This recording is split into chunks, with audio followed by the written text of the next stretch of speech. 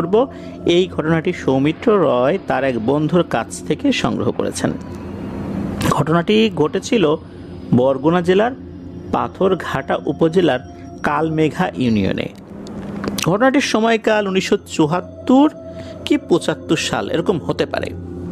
ঘটনাটি সৌমিত্রের বন্ধু তার চাচার কাছ থেকে শুনেছিল।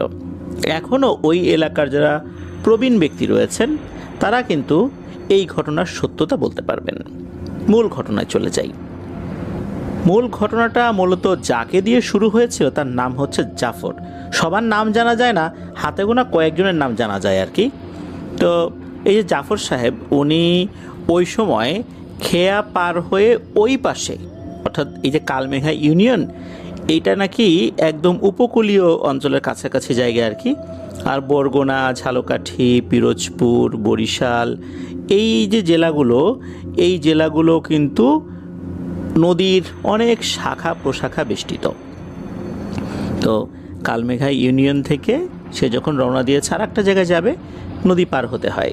তো নদী যিনি পারাপার করেন, মানে খেয়া পারাপারের দায়িত্বে যিনি আছে সে লোকটা আসলে সবার সাথেই পরিচিত।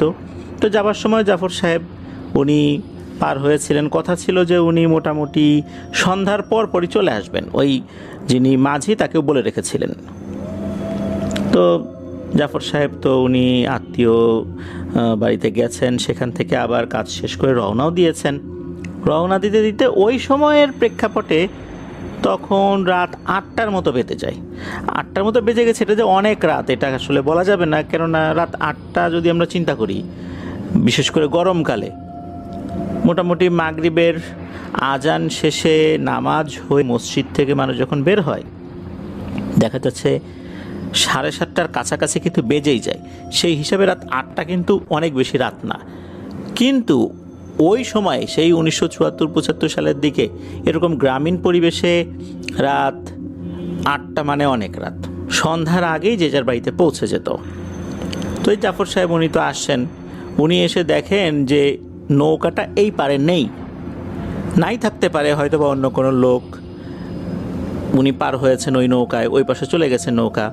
তো এই পাশ থেকে চিৎকার করে মাঝির নাম ধরে ডাকতে থাকে, ও মাঝি, ও মাঝি, আমি এবার আসো আসো।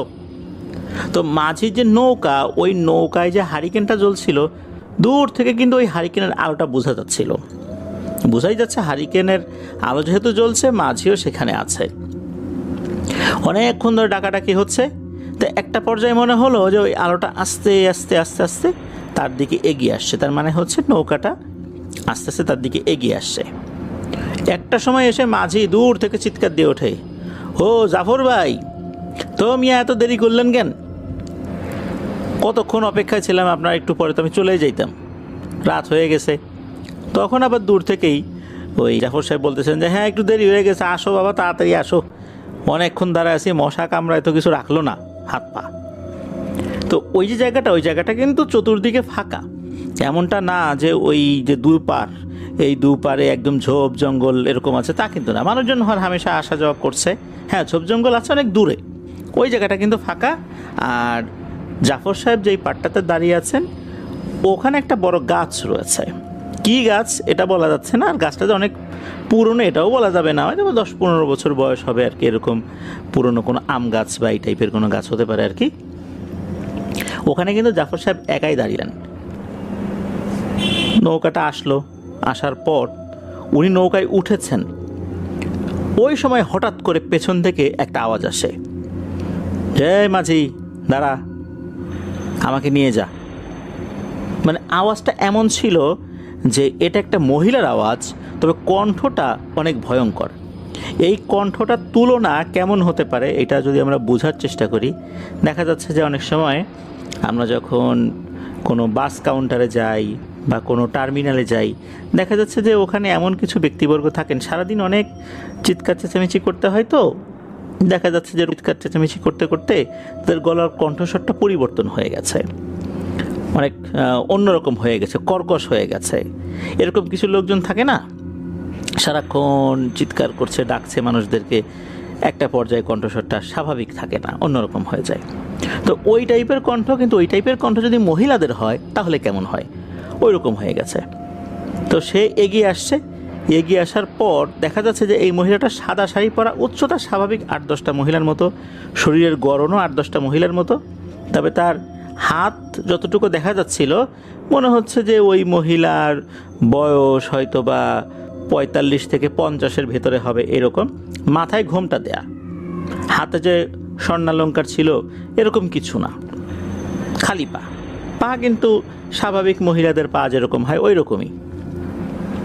তো ওই মহিলা নৌকার যেই চোখা অংশ, তো ওখানে কেবল এক পা দিয়েছেন, এমন সময় ওই জাফর ভাই বলে উঠেছেন ওই মাঝিকে, ও মাঝি ভাই কেমন কেমন লাগতেছে না, এর গলার কণ্ঠস্বরটা কীরকম না, একে নেওয়ার দরকার নেই। তখন আবার মাঝি বলে উঠছেন, এই মহিলা আপনারে নেব না, যান। তখন নাকি ওই মহিলাটা বেড়ে যায়, এই নিবি না মানে, আমি কি মাগনা যাবো নাকি তোর নৌকায়? আমি তোকে তোর পারিশ্রমিক দেবো না? আমি ঠিকই তোকে পারিশ্রমিক দেবো। আর আমি কি তোদের কাছে কিছু চাইছি যে আমাকে এটা দিতে হবে সেটা দিতে হবে? নিবি না কেন? আমাকে চাইতে হবে না? তোরা যাচ্ছিস, আমি যাব না? আমি রাতের বেলা একা মহিলা মানুষ পাশে দাঁড়ায় থাকবো? তখন ওই মহিলাকে আবার নৌকা যিনি চালান মাঝি জিজ্ঞেস করছেন যে আচ্ছা আপনি ওপারে কার বাড়িতে যাবেন? তখন ওই মহিলা একটা বাড়ির নাম বলেছে। তো ওই বাড়ির লোককে আবার এই জাফর সাহেব চিনতেন। তখন জাফর জিজ্ঞেস করছেন যে আপনি ওই বাড়ির কি হন? আমার আত্মীয় হয়, আমি যাব সেখানে। গেছিলাম আর একটা জায়গায়, দেরি হয়ে গেছে, এখন এদিকে যাব, আর না হলে আমি একা একটা মহিলা মানুষ এখানে কীভাবে দাঁড়ায় থাকবো? তোরা কি আমার একা এখানে রেখে যাবি নাকি? তোদের ভিতর কি কোনো ভদ্রতা নাই? তো এইভাবে মানে নীতি কথা শোনাচ্ছে। তখন জাফর সাহেব ওই মাঝিকে বলেছেন যে ও মাঝি ভাই, ওই যেই বাড়ির কথা বললো ওই বাড়ির লোকদেরকে তো আমি চিনি, তো ঠিক আছে সমস্যা নাই, নিয়ে চলেন না, থাক, আর কথা বাড়ানোর দরকার নেই। তখন ওই যে যিনি মাঝি উনি বলেন ঠিক আছে উঠে পড়েন। প্রথম দিকে যখন জাফর সাহেব বসে, উনি কিন্তু ওই মাঝির কাছাকাছি বসেছিলেন যাতে করে তার সাথে গল্প গুজব করা যায়। যখন ওই মহিলা উঠলেন নৌকাতে, উনি কিন্তু নৌকায় ওঠার পর নৌকার সামনের দিকে, মানে নৌকার যে চোখা অংশ যেটা ওই দিকটাতে বসেছিলেন, ওখানে বসে আছে। উনি ওঠার পর যে নৌকাটা অনেক ভারী হয়ে গেছে, নৌকা ভয়ঙ্করভাবে দুলে উঠেছে, বিষয়টা কিন্তু এরকম না, স্বাভাবিক, সব কিছু স্বাভাবিক। উনি ওঠার পর দেখা যাচ্ছে যে মাঝি নৌকা মাথা ঘুরিয়ে আবার গন্তব্যের দিকে যাত্রা শুরু করেছেন।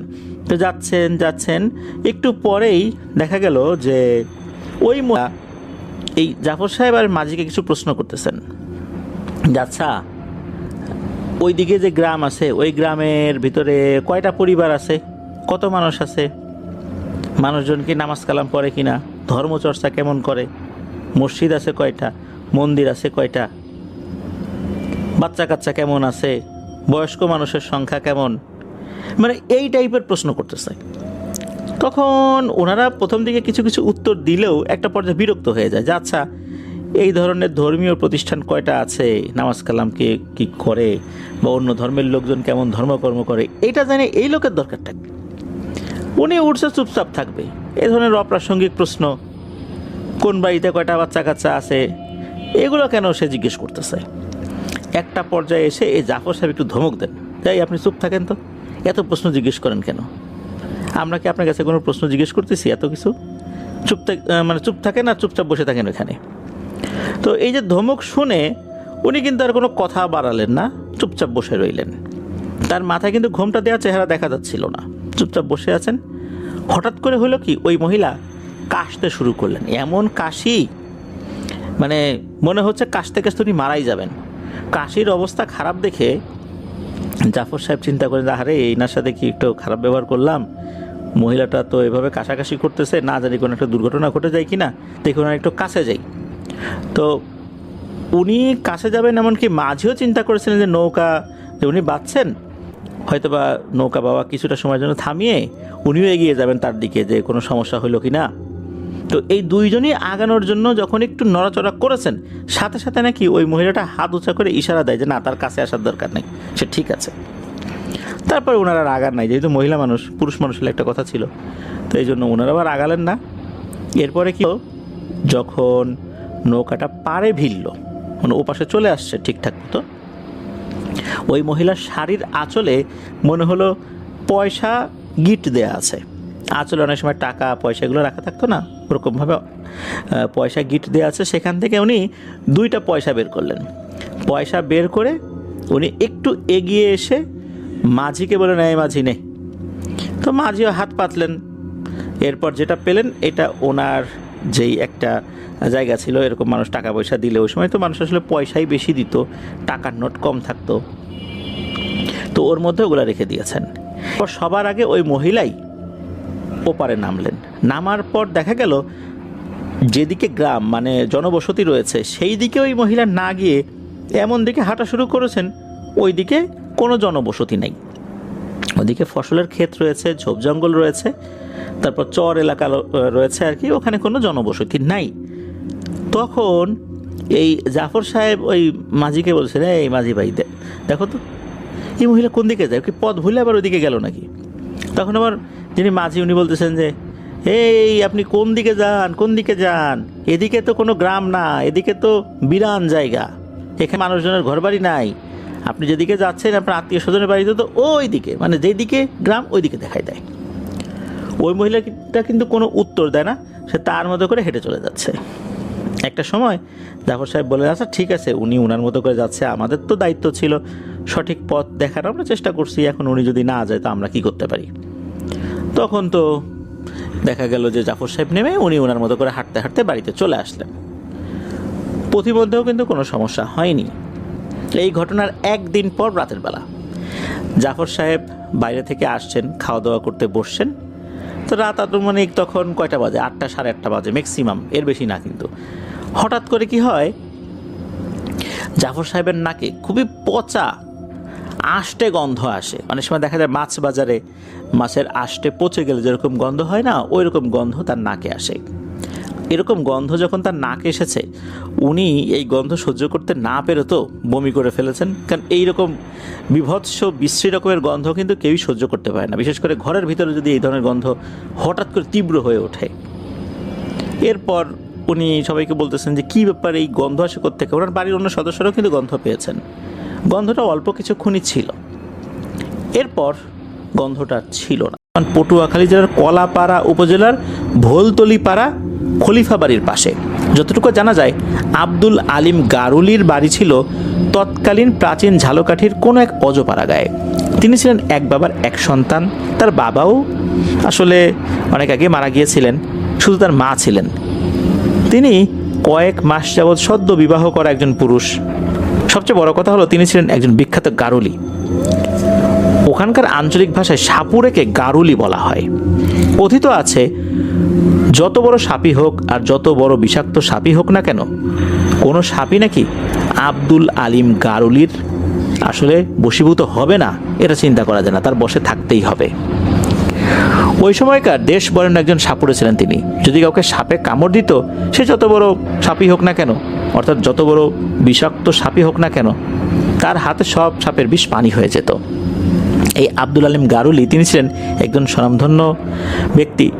তৎকালীন উনি বিভিন্ন জেলায়, মানে বাংলাদেশের বিভিন্ন জেলায় ভ্রমণ করেছেন নৌকায় চড়ে। সাপুরে নৌকার বহর নিয়ে তিনি ঘুরে বেড়াতেন বনবাদারে। তিনি একসময় তার সাপুরে নৌকার বহর নিয়ে অবস্থান নেন বর্তমান পটুয়াখালী জেলার কলাতলির ভোলতলি পাড়ায়। ওখানে কয়েকটা দিন অবস্থান করার সময় তিনি জানতে পারেন খলিফা বাড়ির পাশেই নদীর পাশে একটা ঘন জঙ্গল বেষ্টিত একটা পরিত্যক্ত বাগান রয়েছে। ওখানে একটা সাপ আছে। সেই সাপ নাকি খুবই ভয়ঙ্কর, তার গর্জন শুনলেই নাকি কলিজা শুকিয়ে যায়। এ সময় তিনি আরও শুনতে পান, এখানে যেই সাপুরেই এই সাপকে ধরতে আসছে, সেই পরের দিন সব কিছু গুটিয়ে নিয়ে পালিয়ে গেছে। কোনো সাপুরই এই সাপকে বশ করতে সক্ষম হয়নি।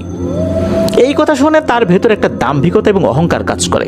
আমি এত বড় গারুলি, মানে সাপুরে, আর এই সামান্য সাপকে ধরতে পারবো না। এ সময় তিনি মনে মনে পণ করেন, এই সাপকে আমার বশ করতেই হবে। এক পর্যায়ে তিনি বিকালবেলায় সেই জঙ্গল বেষ্টিত বাগানটিতে যান এবং সাপের সেই জায়গাটি তিনি পরীক্ষা নিরীক্ষা করেন বেশ সময় ধরে, এবং একটি গর্ত আবিষ্কার করেন যেখানে ওই সাপটা বসবাস করত। এ সময় তিনি একটি কড়ি ছুঁড়ে মারেন গর্তের দিকে, তবে কড়িটি খুব জোরে তার দিকে ফেরত আসে। তিনি বুঝতে পারেন এটা কোনো সাধারণ সাপ না, তাই ওই দিনকার মতো তিনি ফেরত যান। ওই দিন রাতে তিনি স্বপ্নে দেখেন কেউ যেন তাকে বলছে ওই বাঁশের গোড়ায় ওই সাপকে ধরতে হলে একটা পাঠা বলি দিয়ে ওই সাপকে পূজা দিয়ে তাকে ওই সাপকে বশ করতে হবে, নতুবা ওই সাপকে ধরা সম্ভব নয়। এমন স্বপ্ন দেখে আব্দুল আলিম গারুলি খুব রাগান্বিত হন এবং ওই সাপকে ধরবে বলেই উনি পণ করে বসেন। যেইভাবে সেই কাজ, আব্দুল আলিম গারুলি পরের দিন সকালে উঠেই তিনি প্রস্তুতি নিয়েছেন সেই সাপকে ধরার। সকল প্রস্তুতি সম্পন্ন করে তিনি চলে আসেন সেই জঙ্গল বেষ্টিত বাগানের ভেতর বিশাল বাঁশঝাড়ের নিচে সাপের গর্তের কাছে। এ সময় তিনি ভালো করে চারপাশটি দেখে নিয়ে শুরু করেন তার তন্ত্রমন্ত্র। তিনি বেশ আশ্চর্য হয়ে যান, তার দীর্ঘ সাপ ধরার জীবনে এমনটা কখনোই ঘটেনি। এত তন্ত্রমন্ত্র বিদ্যা প্রয়োগ করেও যখন সাপকে বশে আনতে পারছেন না, তখন তিনি চূড়ান্ত সিদ্ধান্ত নেন, আর সেটা হচ্ছে যে তার অর্জনকৃত যে একটা বিশেষ বিদ্যা ধুলা পড়া বা ধুল পড়া, এই ধুল পড়া নিক্ষেপ করবেন। তিনি ধীরে ধীরে সেই ধুল পড়া সাপের গর্তের দিকে ছুঁড়ে মারেন। শুরু হয় ভয়ঙ্কর তাণ্ডব। সাপের গর্ত থেকে ভয়ঙ্কর গর্জন শুরু হয়, যেন বজ্রপাত হচ্ছে। সাপের গর্তের ভেতর এ সময় তিনি এমন কিছু শব্দ শুনেছেন, উনি একটু হালকা ভয় পেয়েছেন, এটা সত্য। তবে তিনি তার বিদ্যা প্রয়োগ করতে থাকেন। এক পর্যায়ে বজ্রপাতের মতো গর্জন করতে করতে অবশেষে গর্ত থেকে বের হয়ে আসে সেই সাপ, তবে আকারে বেশ ছোট আকৃতির একটা সাপ। এই সময় তিনি কিছু বুঝে ওঠার আগেই দেখলেন সাপটি বের হয়ে মাটিতে একটা গড়াগড়ি দিয়ে বিশাল বড় প্রলয়ঙ্করী রূপ ধারণ করে এবং এক ছবলে আব্দুল আলিম গারুলিকে মুখে তুলে নিয়ে সোজা বাঁশঝাড়ে উঠে যায়। অর্থাৎ কামড় দিয়ে তাকে মুখে নিয়ে বাঁশঝাড়ের উপরে উঠে গেছে। কথিত আছে ওই সাপ নাকি 3টা বাঁশ ঝাড় পেঁচিয়ে ধরে আব্দুল আলিম গারুলিকে মুখে নিয়ে একেবারে বাঁশের মাথায় উঠে যায়।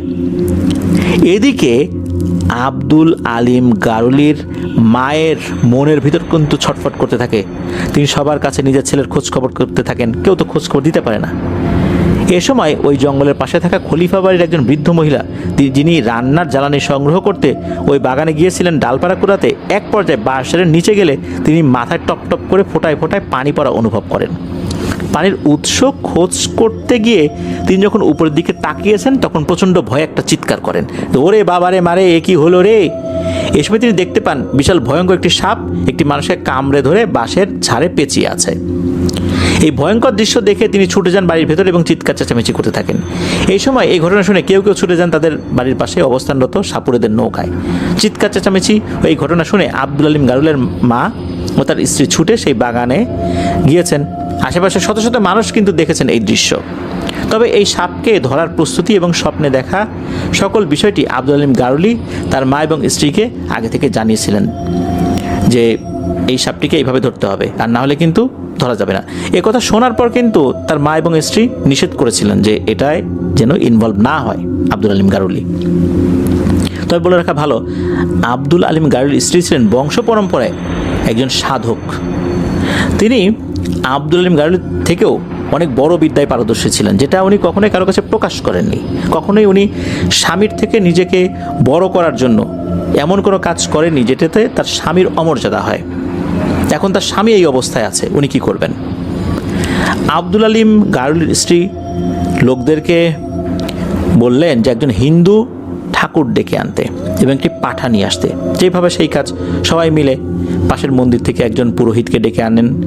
তিনি পূজার সমস্ত আয়োজন করেন, একটা পাঠা বলি দিয়ে পূজা শুরু করেন। কথিত আছে 6 চারি দুধ, চারি মানে অনেক বড় একটি পাত্র, তো চারি ভর্তি দুধ ও 1 চারি দুধ কলা মিশ্রণ রাখা হয়। এ সময় আব্দুল আলিম গারুলির স্ত্রী তার বিদ্যা প্রয়োগ করতে থাকেন। ধীরে ধীরে ওই সাপ আব্দুল আলিম গারুলিকে মুখে নিয়ে নিচে নেমে আসে। আব্দুল আলিম গারুলিকে মাটিতে রাখে। এ সময় দেখা যায় বিষে আব্দুল আলিম গারুলির শরীর নীল বর্ণ হয়ে গেছে। আব্দুল আলিম গারুলির স্ত্রী তার বিদ্যা প্রয়োগ করতে থাকেন। এক পর্যায়ে সাপ আব্দুল আলিম গারুলির শরীর থেকে বিষ তুলে ওই 6 চারি দুধের ভিতর ঢালতে থাকে। এক পর্যায়ে সাপ আব্দুল আলিম গারুলির শরীর থেকে বিষ তুলতে তুলতে শেষমেশ 6টা চারি ভর্তি একদম যেই দুধগুলো ছিল কালো হয়ে যায়। আব্দুল আলিম গারুলি বিষমুক্ত হয়। এক পর্যায়ে সকলে ধরাধরি করে আব্দুল আলিম গারুলিকে নিরাপদ আশ্রয়ে সরিয়ে নিয়ে যায়। কথিত আছে এর কিছুক্ষণ পরেই সেই সাপ দুধ কলা রাখা চাইতে মুখ দিয়ে নিমিষেই সব খেয়ে ফেলে। এক পর্যায়ে আব্দুল আলিম গারুলির স্ত্রীর কাছে বশ মানে সেই সাপ। শেষে ধীরে ধীরে সাপটি গিয়ে আব্দুল আলিম গারুলির নৌকায় উঠে পড়ে। অবশেষে আব্দুল আলিম গারুলি ভয়ঙ্কর বিপদ ও মৃত্যুর মুখ থেকে ফেরত আসেন। বহু চেষ্টা ও চিকিৎসার 3 দিন পর আব্দুল আলিম গারুলির জ্ঞান ফেরত আসে এবং তিনি কিছুটা সুস্থতা বোধ করেন। যতটুকু জানা যায় ওই সাপটি মোট 7 দিন আব্দুল আলিম গারুলির নৌকায় ছিল। শেষ দিন আব্দুল আলিম গারুলি সাপটিকে বিরাট এক নদীর কিনারায় বসে বিদায় জানায়। তো এই সাপটি নৌকা থেকে নেমে নদীর চরে থাকা মহিষের পাল থেকে মাঝারি আকৃতির একটি মহিষ মুখে নিয়ে নদীতে নেমে যায়। আব্দুল আলিম গারুলির নাম ছড়িয়ে পড়ে দেশ থেকে বিদেশের মাটিতে। যতটুকু জানা যায় সাপটি ছিল মনসা সাপ। এই ঘটনাটি নাকি ওই এলাকার বহু মানুষ বংশ পরম্পরায় শুনে আসছে। এটা নিয়ে কিন্তু গান রচিত হয়েছে, পালা গান, জারি গান, সারি গান, এমনকি ক্যাসেট প্লেয়ারেও কিন্তু এই গান রেকর্ড করা হয়েছে যে সাপে ধরিল রে, সাপে নিয়ে গেল রে, আব্দুল আলিম গারুলি রে, সাপে নেয় ভাই রে উড়াইয়া, এরকম আর কি। সর্বশেষ যে ঘটনাটি এটি শুনেছিলেন এনামুল হক আবির ভাই ওনাদের যে একটা ধানি জমি আছে ওই সাইডের একজন ব্যক্তির কাছ থেকে। তার নাম হচ্ছে তোফাজ্জল বিশ্বাস। তো ঘটনার স্থলটা ওই তোফাজ্জল বিশ্বাস যিনি আর কি, তার বাড়ি থেকে 1 কিলোমিটার দূরত্বে। এই ঘটনাটি নিয়ে ইন্টারনেটে নাকি অনেক ভিডিও আছে, চাইলে যে কেউ গিয়ে বাছাই করে আসতে পারে। তো আমরা যে সর্বশেষ ঘটনাটি শুনলাম আর কি, এটা কিন্তু এই যে আমরা বললাম যে তোফাজ্জল বিশ্বাস বাড়ি থেকে 1 কিলোমিটার দূরত্বে। অনেকেই ইন্টারনেট সার্চ করে, ইউটিউব সার্চ করে কিন্তু এই ঘটনার বিভিন্ন বিষয় সম্পর্কে জানতে পারেন। তো এটাই ছিল ঘটনা। প্রিয় লিসেনার্স, আসলে মনসার সাপ সম্পর্কে অনেকে অনেক কথাই বলেন। অনেকে বলেন যে এদের কিন্তু মাথা একটা না, অনেকগুলো হয়, 3 মাথা, 5 মাথা, 7 মাথা, আরও অনেক মাথাও হতে পারে। এরা আসলে খুবই রহস্যময় একটা জাতি, জিনেদের মধ্যে অত্যন্ত শক্তিশালী একটা জাতি এই মনসা সাপ বা মনসা জিন। রাতের বেলা সাপকে আঘাত করার ক্ষেত্রে অত্যন্ত সতর্কতা অবলম্বন করতে হবে। শুধু তাই না, রাসূলুল্লাহ সাল্লাল্লাহু আলাইহি ওয়াসাল্লাম কিন্তু আমাদেরকে শিখিয়েছেন, কোনো সাপ যদি আমরা কেউ দেখি, সাপকে মারার আগে বলতে হবে তুমি যদি জিন হয়ে থাকো তাহলে চলে যাও। 3 বার বলার পরে যদি না যায় তাহলে বুঝতে হবে সেটা সাপ। তাহলে রাসূলুল্লাহ সাল্লাল্লাহু আলাইহি ওয়াসাল্লাম কিন্তু জানতেন যে তার উম্মতরা ভুল করে অনেক সময় জিনকে মেরে ফেলবে, আর অকারণ তো জিনকে মারা যাবে না। হিমেল বড়ুয়া ভাই, উনি ওনাদের একটি ধর্মীয় অনুষ্ঠানে অংশগ্রহণ করতে উনি এবং ওনার এক জ্যাঠাতো ভাই আসামে অবস্থিত ওনাদের বৌদ্ধ ধর্মের একটি প্রাচীন মনেস্ট্রিতে গিয়েছেন। ভারত বাংলাদেশের অভ্যন্তরীণ সম্পর্কের কিছু টানাপোড়েনের কারণে ভিসা জোগাড় করতে বেশ কাঠখড় পোহাতে হয়েছিল ওনাদেরকে। যাক, তারপরও বহু কষ্টে নির্দিষ্ট সময়ের মধ্যেই 1 মাসের ভিসা জোগাড় করে উনি এবং ওনার সেই ভাই পৌঁছতে পারেন অনুষ্ঠানে। ওনাদের দুজনেরই পরিকল্পনা ছিল যদি অনুষ্ঠানটা 11 দিনের মাঝে শেষ হয় তাহলে অরুণাচল প্রদেশের মানস নদীর বনভূমি সংলগ্ন এলাকা ঘুরে আসবেন। মোটামুটি 8 দিনের মধ্যেই মূল অনুষ্ঠান শেষ হয়ে যাওয়ায় সেই সুযোগটা চলেও আসে। দেরি না করে উনি আর ওনার ভাই পৌঁছে যান পশ্চিম কামেং জেলায়। যতটুকু সম্ভব বনভূমির কাছাকাছি একটি গ্রামে হোমস্টেতে 5 দিনের জন্য ওঠেন উনি আর ওনার সেই ভাই। ভারতে যারা ঘুরতে গিয়েছেন তাদের অনেকে কিন্তু হোমস্টের সাথে পরিচিত। স্থানীয় অধিবাসীরা ট্যুরিস্টদের জন্য নিজ বাড়িতেই থাকা এবং খাবারের ব্যবস্থা করে থাকে। তাতে তাদেরও কিছু ইনকাম হয় আর ট্যুরিস্টদেরও বেশ সুবিধা হয়। ছোট ছোট এসব হোমস্টেতে খুব বেশি অতিথি রাখা আসলে যায় না। ওনারা যে হোমস্টেতে উঠেছিলেন সেটি গ্রামের শেষ সীমানায় একটি পাহাড়ের মাঝের দিকে বেশ কিছুটা স্থান কেটে বানানো হয়েছে। ওই পাহাড়ের পাদদেশ দিয়েই বয়ে চলেছে মানস নদী। প্রথম 2 দিন হোমস্টের যিনি মালিক, তার ছেলের নাম হচ্ছে প্রসাদ, তার গাইডে বেশ ভালোভাবেই পাহাড়, নদী, বনভূমির অপার সৌন্দর্য দেখে মুগ্ধ হয়ে যান উনি আর ওনার সেই ভাই। তৃতীয় দিন সকালে নাস্তা করছেন এমন সময় হোমস্টের যিনি মালিক, ওনারা কিন্তু এদেরকে অধিকারী বলে, অর্থাৎ হোমস্টের মালিক ওনারা বলেন হোমস্টের অধিকারী। তো সেই হোমস্টের অধিকারী, তার যার নাম হচ্ছে প্রকাশ মাহাতো, তো তিনি জিজ্ঞেস করলেন যে ওনাদের কোনো অসুবিধা হচ্ছে কিনা, খাবার ঠিক আছে কিনা, সব টুকটাক কথা জিজ্ঞেস করে জানতে চাইলেন যে স্যার আজকে কোন দিকে যাওয়ার ইচ্ছা বলবেন। তখন এই হিমেলদার যিনি বড় ভাই উনি বললেন যে নদী ধরে একটু উপরের দিকে যেতে চাই আমরা। তখন আবার এই প্রকাশ মাহাতো উনি বললেন যে স্যার একটা অনুরোধ করি, আজ পূর্ণিমার দিন যদি আপনারা উপরের দিকে যান তাহলে সন্ধ্যার আগেই পাহাড় থেকে নেমে আসবেন দয়া করে। কেন এই প্রশ্নটা যখন করেছেন, তখন এই প্রকাশবাবু উত্তর দেন, পাহাড়ি নদী তো, পূর্ণিমায় এই নদীতে হরকাবান হয়, অর্থাৎ ফ্ল্যাশ ফ্লাড যেটাকে বলে, হঠাৎ করে পানির একটা তীব্র প্রবাহ নেমে আসে, অল্প সময় থাকে।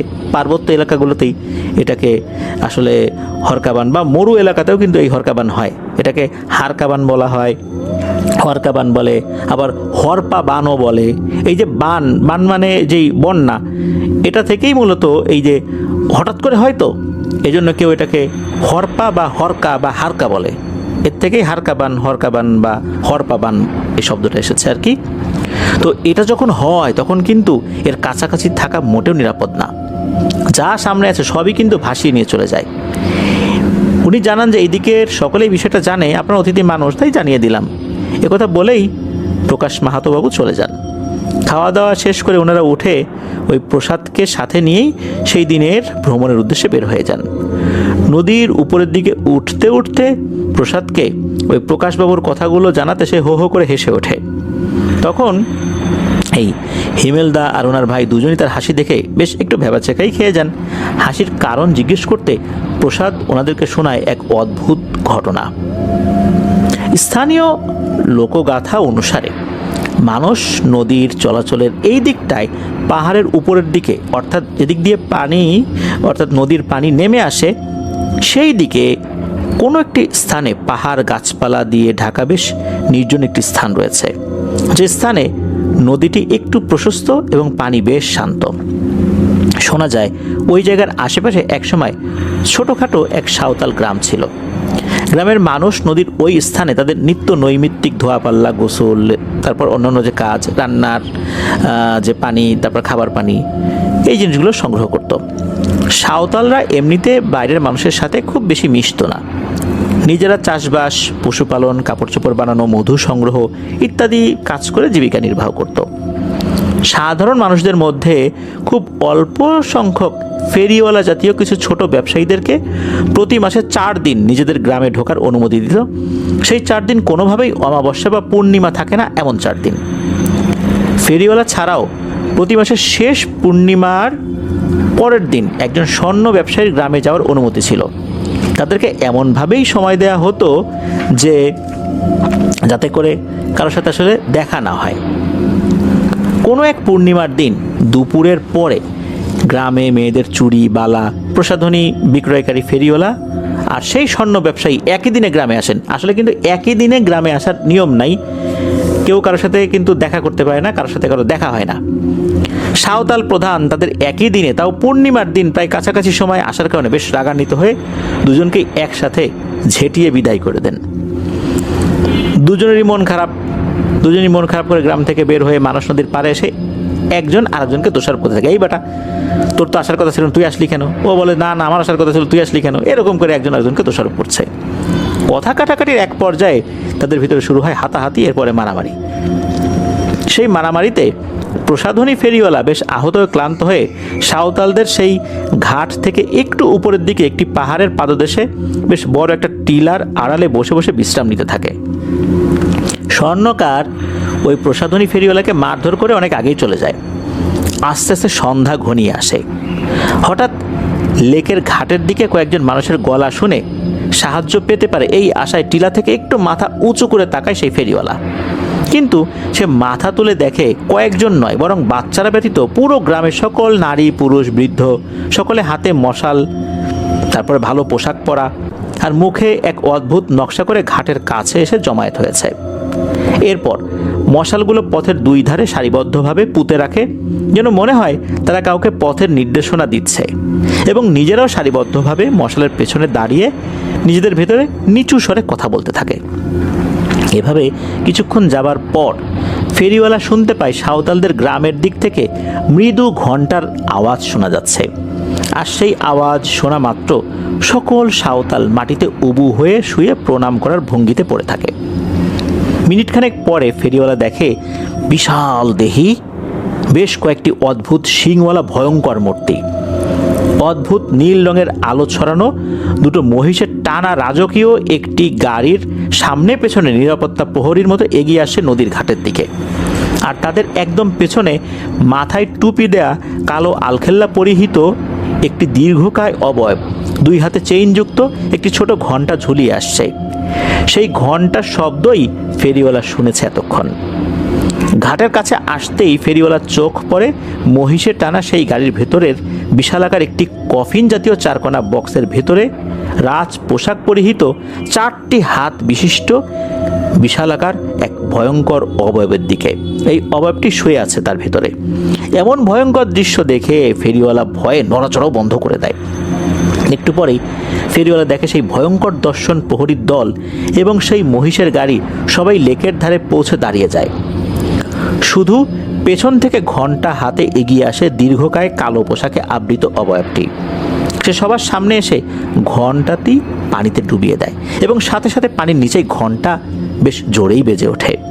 সেই শব্দে হঠাৎ লেকের পানি দুদিকে সরে যেতে থাকে এবং সরতে সরতে পুরো লেকটি খালি হয়ে যায়। ফেরিওয়ালা উঁচু স্থানে থাকায় সবকিছুই দেখছিল। পানি সরে গেলে সে দেখে লেকের ওপার খাড়া নিচে নেমে গেছে। একদম তলদেশে একটি গুহা মুখ। এপারে দাঁড়িয়ে থাকা সেই কালো পোশাকধারী আবার ঘণ্টা বাজিয়ে আগে আগে হেঁটে গুহার দিকে এগিয়ে যায়। আর পেছনে আসতে থাকে প্রহরী আর কফিনের ওই গাড়িটা। গুহায় প্রবেশ করার পর হু হু করে চারদিক থেকে পানি এসে আবার ভরে যায় লেক। এই ভয়ানক দৃশ্য এটা কিন্তু ওই প্রহরী দেখছে। এই ভয়ানক দৃশ্য শেষ হয়ে গেছে এই ভেবে সে একটু স্বস্তি বোধ করতে গিয়ে হঠাৎ তার খেয়াল হয় গ্রামবাসীরা এখনো মাথা নুইয়ে উবু হয়ে প্রণাম ভঙ্গিতে মাটিতে পড়ে আছে। এমন সময় পানির নিচ দিয়েই ভেসে ওঠে ঘণ্টা ধ্বনি আর সেই সাথে ভয়ানক হাড় হিম করা এক চিৎকার। ফেরিওয়ালা সেই চিৎকার সহ্য করতে না পেরে 2 হাতে কান চেপে ধরে। কিছুক্ষণ পরে অবশ্য সব চুপ হয়ে যায়। ফেরিওয়ালা আবার মাথা তুলে দেখে গ্রামবাসী আগের মতোই একই অবস্থায় আছে আর লেকের পানিতে মৃদু আলোড়ন সৃষ্টি হয়েছে। আস্তে আস্তে সেই আলোড়ন প্রবল হয়ে ওঠে এবং হঠাৎ পানির নিচ দিয়ে প্রথমে মহিষের গাড়ি আর সেই 4 হাতের রাজকীয় পোশাকধারী অবয়বের বন্ধ কফিন, এখন কিন্তু ওই কফিনটা বন্ধ আর কি, আর এরপরে প্রহরীরা যারা ছিল আর কি তারা আছে, আর শেষে সেই কালো কাপড়ে আচ্ছাদিত দীর্ঘকায় অবয়ব। ফেরিওয়ালা দেখে কালো অবয়ব সবার পেছনে হেঁটে যাওয়ার সময় তার শরীর দিয়ে টুপ টুপ করে ফোটায় ফোটায় উজ্জ্বল কিছু পড়ছে। এত দূর থেকেও ফেরিওয়ালা স্পষ্ট বুঝতে পারছে এগুলো কিন্তু পানির ফোঁটা না।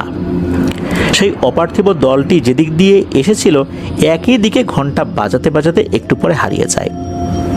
ঘণ্টার শব্দ সম্পূর্ণ মিলিয়ে যেতে গ্রামবাসীরা মাথা তুলে দাঁড়ায়। তাদের প্রধান কিছু একটা বলতেই গ্রামবাসীরা প্রত্যেকে একটি করে সেই ফোঁটা, যেই জিনিসটা জলজল করছিল কি ফোঁটা ফোঁটা উজ্জ্বল জিনিস, সেটা তুলে নিয়ে মাথায় ঠেকায়। সকলের নেয়া শেষ হলে তাদের যে প্রধান ছিল সে একটি ঝোলা ও মশাল নিয়ে মাটি থেকে একটি একটি করে বাকি সবগুলো ফোঁটা কুড়িয়ে নিয়ে আবার লেকের পাড়ে ফেরত আসে। তারপর কিছু একটা মন্ত্র পড়ে তার ওই ঝোলাটি উপর করে সবগুলো ফোঁটা পানিতে ফেলে দেয়। তারপর পেছনে না ফিরে সবাইকে নিয়ে গ্রামের দিকে হেঁটে যেতে থাকে। ফেরিওয়ালা প্রধানের মশালের আলোতে সেই ফোঁটা জিনিস দেখেই বুঝতে পেরেছে এগুলো খাঁটি সোনা। গ্রামবাসীদের যাওয়ার পথের দিকে লক্ষ্য রাখছিল ফেরিওয়ালা। তারা চলে যেতেই সে আবার মাথা উঁচু করে লেকের দিকে তাকিয়ে দেখে লেকের পানি একদম শান্ত। সে রাতে সে আর কোনো কিছু করার সাহস পায় না, সেখানেই সে ঘুমিয়ে যায়। পরদিন ভোরে সাঁওতালদের দৃষ্টি এড়িয়ে সে লোকালয়ে পৌঁছে যায়।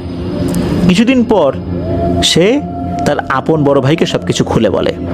সব শুনে তার ভাই আর সে ওই স্বর্ণগুলো সংগ্রহের পরিকল্পনা করতে থাকে। পরের পূর্ণিমার আগের দিন রাতেই তারা সাঁওতাল গ্রামের কাছাকাছি পাহাড়ের উপরের একটি বেশ নিরাপদ ও গোপন জায়গায় অবস্থান নেয়। সতর্ক নজর রাখে কেউ যাতে তাদেরকে দেখতে না পারে বা তাদের উপস্থিতি বুঝতেও না পারে।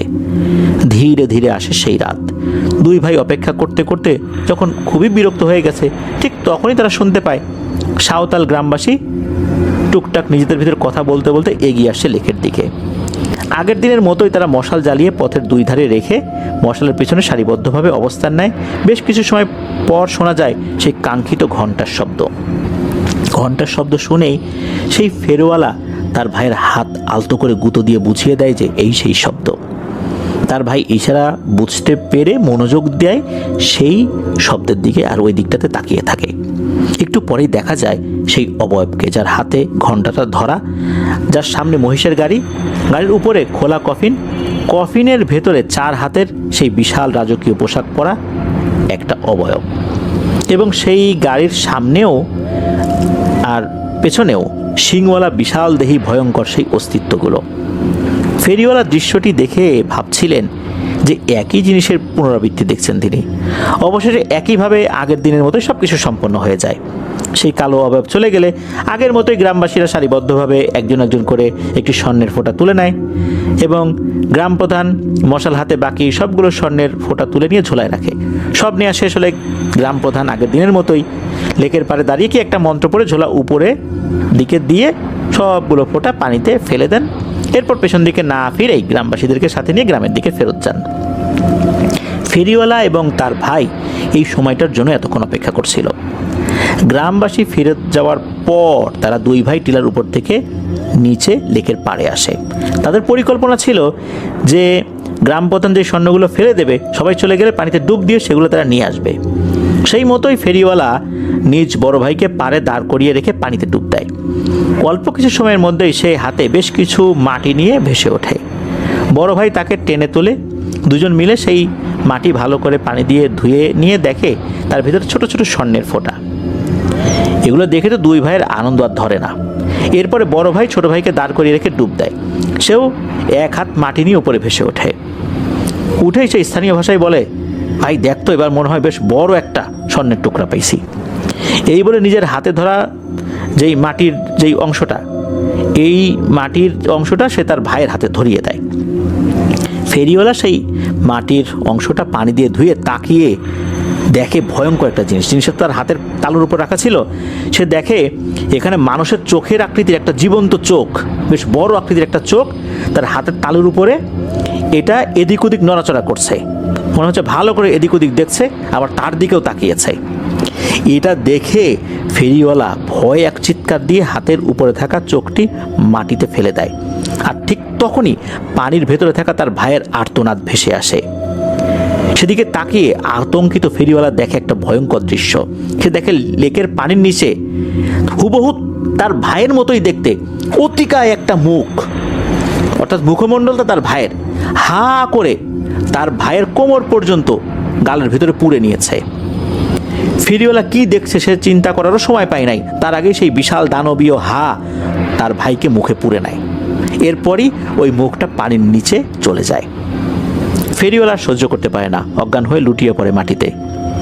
3 দিন পরে জ্ঞান ফিরলে নিজেকে আবিষ্কার করে নিজের ঘরে। নিজ গ্রামবাসীদের মুখে শুনে 3 দিন আগে গ্রামের সীমানায় তাকে অজ্ঞান অবস্থায় খুঁজে পায় গ্রামবাসী। সে কিভাবে নিজের এলাকায় এসেছিল কেউ তাকে আসলে জানায়নি, কেউ বলতেও পারে না। তখন সবাই মিলে ধরাধরি করে তাকে বাড়িতে পৌঁছে দেয়। তার বড় ভাইয়ের কথা জিজ্ঞেস করলে সে সব কিছু খুলে বলে। সব শুনে গ্রামবাসীরা দলবদ্ধ হয়ে তার ভাইকে খুঁজতে সাঁওতাল গ্রামে যায়। কিন্তু সেখানে গিয়ে দেখে এক রহস্যময় দৃশ্য। সেখানে কিছু খালি কুটির ছাড়া কিছুই দেখতে পাওয়া যায় না। সাঁওতাল গ্রামটি সম্পূর্ণ ফাঁকা। এই সাঁওতালবাসীর কি হয়েছে, তারা কোথায় গিয়েছে কেউ বলতে পারে না। এদিকে জ্ঞান ফেরার পর মাসখানেক ফেরিওয়ালা সুস্থ ছিল। তারপরই তার মানসিক বিকার দেখা যায়। একটা সময় সম্পূর্ণ মানসিক ভারসাম্য হারিয়ে পাগল হয়ে যায়। গ্রামের এদিক সেদিকে সে ঘুরে বেড়াতো, আপন মনে বিড়বিড় করে স্থানীয় ভাষায় কিছু বলতো। একটা কথা মাঝে মাঝেই বলতো, ওই পানির চোখ আছে, মুখ আছে, ও সব দেখে, ও সব খায়। মানস নদীর পাড় ধরে হাঁটতে হাঁটতে এমন ভয়ানক একটি ঘটনা শুনে এই হিমেল বড়ুয়া ভাই আর তার অন্য যে ভাই, তাদের কিন্তু আর হাঁটার সাহস হচ্ছিল না। সেই দিন দ্রুত তারা আবার ওই হোমস্টেতে ফেরত আসেন। বাকি 2 দিন পাহাড়ের এদিক সেদিক ঘুরে আবার বাংলাদেশে ফেরত আসেন। প্রিয় লিসেনার্স, এটাই ছিল ঘটে মূলত অন্য আরেকজনের সাথে। তিনি মূলত চিকিৎসা করতে গিয়ে ঘটনার সাথে প্রত্যক্ষ এবং পরোক্ষভাবে জড়িয়ে পড়েন। এই ঘটনাটি পুরোপুরি সংগ্রহ করার জন্য তাহিয়ানকে বেশ কয়েকদিন কাজ করতে হয়েছে। তবে ঘটনার বেশ কিছু জায়গা 100% নিশ্চিত হওয়া যায়নি বলে তাহিয়ান আমাকে জানিয়েছে। আদিব এই ঘটনাটি শুনেছে 2021 বা 22 সালের দিকে, অর্থাৎ প্রায় 5 বছর আগে শুনেছে। আর ওই যেই বড় ভাই তার নামটি বলেননি, কারণ নিষেধ আছে, কারণ এই নামটি বললে দেখা যাবে যে অনেকেই ওনার কাছে যেতে পারেন এই সংক্রান্ত বিষয় সমাধানের জন্য। আর তাছাড়া উনি কিন্তু ওই রকম কোনো রাকি নন যে উনি ওইভাবে সমাধান দিতে পারবেন। তবে তার ছদ্ম নাম ব্যবহার করা হয়েছে, তার নাম হচ্ছে রাসেল। তো চলুন মূল ঘটনায় চলে যাই। এই রাসেল ভাইয়ের সাথে ঘটনাটি যখন ঘটে তখন 2016 সাল বা 17 সাল আর কি। তখন ওনারা পরিচিত মোট 40 জন একত্র হয়ে একটা সিদ্ধান্ত নেন যে ওনারা তাবলিগ জামাতের চিল্লায় যাবেন। তো চিল্লা দিবেন হচ্ছে 2 চিল্লা, অর্থাৎ 40 দিন 40 দিন 80 দিন। তো যখন ওনারা মার্কাজ মসজিদে গিয়েছেন, সেখানে এই বিষয়টা শেয়ার করেছেন, তারাও খুশি হন যে এতগুলো ছেলে একসাথে যাবে। অনেক সময় দেখা যাচ্ছে তারা তো অনেক অনুরোধ করে করে চিল্লাই নিয়ে আসেন, এরা একসাথে এসেছে, তো ভালোই হয়েছে। তখন ওনারা কি করেন, 5 জন করে 8টা ভাগে ভাগ করে দেন। 5 জন করে করে এই 40 জনকে ভাগ করে দেন, 8 ভাগে 5 8 40। তখন বিভিন্ন দল বিভিন্ন দিকে চলে যায়। আর ওনারা 5 জন রাজশাহীর প্রত্যন্ত একটা এলাকায় গিয়েছিলেন। এতটুকু বলছি, ওখানে অনেক ঐতিহ্যবাহী একটি মসজিদ রয়েছে। আর মসজিদে তো আসলে তারা নির্দিষ্ট সময়ের জন্য থাকেন, কেউ কেউ 3 দিনের জন্য থাকেন, কেউ কেউ 10 দিনের জন্য থাকেন। এটা নির্ভর করে যে ওনারা কত দিনের জন্য বের হয়েছেন বা আশেপাশের পারিপার্শ্বিক অবস্থার উপরে আর কি। তো ওনারা ওই এলাকায় 10 দিন করে করে একটি মসজিদে থাকছিলেন বলে জানিয়েছেন। ভালোই লাগছিল, যেহেতু ইচ্ছা করে এসেছেন, কেউ তো জোর করে পাঠায়নি। আর ওনারা দীর্ঘদিন বিভিন্ন ইসলামিক বিভিন্ন যেই আচার ব্যবহার, নামাজ থেকে শুরু করে নিয়ে বিভিন্ন দোয়া, এগুলো থেকে অনেক দিন গ্যাপে ছিলেন, অনেক কিছু ভুলে গিয়েছিলেন। উদ্দেশ্য ছিল এই 2 চিল্লার মাঝখানে যে সময়টা পাওয়া যাবে চিল্লায় গিয়ে, তখন পবিত্র কোরআন থেকে যে সমস্ত জিনিসগুলো শেখা দরকার সেগুলো শিখবেন। পবিত্র কোরআন যারা ভালো করে পড়তে পারেন না তারা পড়া শিখবেন। এছাড়া নামাজ কীভাবে পড়তে হবে, বিভিন্ন দোয়াগুলো যেন মুখস্থ করা যায়, এই জিনিসগুলো কিন্তু ওনাদের অন্যতম একটা উদ্দেশ্য ছিল। তো সেই অনুযায়ী বেরিয়ে পড়েন। আর যখন কাউকে তালিম করা হবে তখন কিন্তু নিজে যেটা বলা হয় সেটাও কিন্তু অন্তরের মধ্যে আরও গেঁথে যায়। ঈমান শক্ত করার জন্য তো এইভাবে বের হয়ে পড়াটা অনেক জরুরি হয়ে যায় আর কি। তো যাই হোক, ওনারা এভাবে বিভিন্ন মসজিদে ওনারা যাচ্ছেন। তো দেখা যাচ্ছে যে এরকম যেতে যেতে দেখতে দেখতেই বলা চলে যে প্রায় 70 দিন পার হয়ে গেছে। লাস্ট একটা মসজিদে যাবেন 10 দিনের জন্য। তো ওনারা তো প্রত্যন্ত এলাকাগুলোতে গিয়েছিলেন। তো ওখানে লাস্ট একটা মসজিদে গিয়েছেন, প্রায় 2 দিন কেটে গেছে। 2 দিন পর রাতের বেলা দেখা গেল যে একজন ব্যক্তি মসজিদে নামাজ পড়তে এসেছেন। তো নামাজ যখন পড়তে এসেছেন তখন দেখা গেল যে ওই ব্যক্তির উচ্চতা 6 ফুট 4-5 ইঞ্চি হবে আর কি। এখন দেখা গেল কিভাবে, এই যে রাসেল ভাই, উনি যখন ঘুমিয়েছিলেন মসজিদের ভেতরে, কারণ তাবলিগ জামাতে যারা যান তারা তো মসজিদের মধ্যেই ঘুমিয়ে থাকেন। তো উনি যখন একপাশে কাত হয়ে শুয়েছিলেন, হঠাৎ করে ওনার ঘুম ভেঙে যায়। উনি হালকা আলোতে দেখতে পাচ্ছিলেন যে একজন ব্যক্তি বেশ লম্বা উনি মসজিদে নামাজ পড়ছেন। যখন উনি এটা দেখলেন, এরপর মনে হলো রাজ্যের ঘুম এসে ওনার চোখে একদম চেপে বসেছে। এরপর উনি ঘুমিয়ে গেলেন। এরপর যখন তাহাজ্জুদের নামাজের সময় হয়ে যায় তখন কিন্তু ওনার সাথী ভাইরা ডাক দিয়ে ওনাকে তোলেন। তো প্রথম দিন এমনটা দেখেছেন, দ্বিতীয় দিনও উনি এমনটাই দেখেছেন। দ্বিতীয় দিন যখন উনি দেখেছেন, এরপর ওনার রাজ্যের ঘুম চোখে চলে আসে। তৃতীয় দিন তখন কিন্তু উনি কিছু দেখেন নাই, ঘুমিয়ে আছেন। মনে হচ্ছে কেউ ওনাকে ডাকছে। তো ডাকছে তখন উনি যে খুব গভীর ঘুমেছিলেন বেশি এরকম না, মনে হলো কয়েক ডাকের পরে ওনার ঘুম ভেঙে গেছে। তো উনি যখন চোখ খুলেছেন উনি দেখলেন ওনার দিকে কেউ একদম ঝুঁকে পড়ে আছে। ঝুঁকে পড়ে বলছে যে ভাই, আপনার সাথে একটু কথা ছিল। তো উনি বুঝতে পারলেন যে এই লোকটা হচ্ছে সেই লোক যাকে উনি পরপর 2 রাত নামাজ পড়তে দেখেছেন। তবে নামাজ পড়তে দেখেছেন বলে উনি যে ভয় পেয়েছেন বিষয়টা এরকম না। উনি চিন্তা করেছেন যে এই এলাকার মসজিদ, এই এলাকারই কোনো ব্যক্তি হয়তো বা এসে তাহাজ্জুদের নামাজ আদায় করছে, তো ভয়ের কিছু নাই। আর মসজিদ যেটা আছে এর ভিতর তো ওনাদের সাথী ভাইরাও আছে, অনেক আমির সাহেব আছে, ওনারা আছেন, তো কোনো ভয়ের তো কোনো আলামতও টের পান নাই। তো ওই লোকটা স্বাভাবিকভাবে বসে যে ভাই আপনার সাথে কথা আছে। তো উনি বলছেন যে ভাই বলেন তো কী কথা। তখনই বলেন যে ভাই আমি তো দেখতে পেলাম 2 দিন আমি নামাজ পড়তে আসছি, আপনি আমাকে খেয়াল করেছেন। তো ভাই আমি খুব ক্ষুধার্ত, নামাজ পড়তে আসছি, হঠাৎ করে এমন ক্ষুধা লেগেছে এত রাত্রে, কি করি, কার কাছে চাই। এই জন্য মনে হলো যে আপনারা তো যেহেতু এখানে তাবলিগে আসছেন, আপনাদের কাছে তো খাবার টাবার থাকে, আমাকে একটু খাবার দেবেন। তখন এই কথা যখন শুনেছেন এই রাসেল ভাই, ওনার কাছে খুব মায়া লেগেছে। আরে এত রাতের বেলা একজন তাহাজ্জুদ গুজার বান্দা, উনি এভাবে ক্ষুধায় কাতর হয়ে ওনার কাছে খাবার চাচ্ছেন, বিষয়টা তো যে কোনো মানুষকেই একটু নাড়া দেবে, তাই না? তখন রাসেল ভাই বলেন, আচ্ছা ঠিক আছে, আপনি একটু বসেন, আমি দেখি কিছু খাবার দিতে পারি কি না। রাসেল ভাইয়ের ব্যাগের মধ্যে কিছু শুকনো খাবার যেমন মুড়ি, খেজুর ইত্যাদি এগুলো ছিল আর কি, সেগুলো ওনাকে দেয়া হয়। তো ওনাকে যখন খাবারটা দেওয়া হয়, উনি খেতে খেতে বলছেন যে, ভাই আপনি তো মানুষটা খুবই ভালো, আপনি আমাকে খাওয়ালেন, আল্লাহ আপনার ভালো করুন, আমার বাসায় আপনার একদিন দাওয়াত রইল। তখন এই রাসেল ভাই জিজ্ঞেস করতেছেন যে, ভাই আপনার বাসা কোথায়? তখন উনি বলেন যে, ভাই এই গ্রামেরই শেষ প্রান্তে আমার বাসা। এরপর কিন্তু 2 দিন লোকটার সাথে দেখা হয়নি। তো এর মধ্যে কিন্তু বেশ কয়েকদিন কেটে গেল, ওই মসজিদে তো ওনারা মোট 10 দিন থাকবেন। তো 2 দিন পরে 3য় রাতে ওনার সাথে আবার দেখা হয়। নামাজ পড়তে এসে সালাম ফিরিয়ে ওনাকে ডেকে তুলেছেন, এর মধ্যে কিন্তু ওনার ঘুম ভাঙেনি। তখন উনি বলছেন যে, ভাই আগামীকাল এশার নামাজের পর আমার বাসা আপনার দাওয়াত, এশার নামাজের পর আপনি রেডি থাকবেন, আপনাকে আমি নিয়ে যাব। তো এই যে ওনার কাছ থেকে যিনি দাওয়াত গ্রহণ করেছেন, ওনার সাথে যাবেন, তাবলিগ জামাতে কিন্তু একজন আমির সাহেব থাকেন। যারা সাথী ভাইরা থাকেন তারা যেখানেই যান না কেন আমির সাহেবের পারমিশন নিয়ে যেতে হয়, এটা কিন্তু একটা আদব। কিন্তু এই বিষয়টা উনি একদম বেমালুম ভুলে গেলেন যে আমির সাহেবের কাছে বলতে হবে। উনি কি ভুলে গেলেন নাকি ওনাকে ভুলিয়ে দেওয়া হয়েছে, এটাও কিন্তু এক রহস্য। উনি এশার নামাজের পর অপেক্ষা করছেন, কিন্তু এটা যে আমির সাহেবকে বলবেন কেন যেন এটা ওনার মাথায় আসছে না।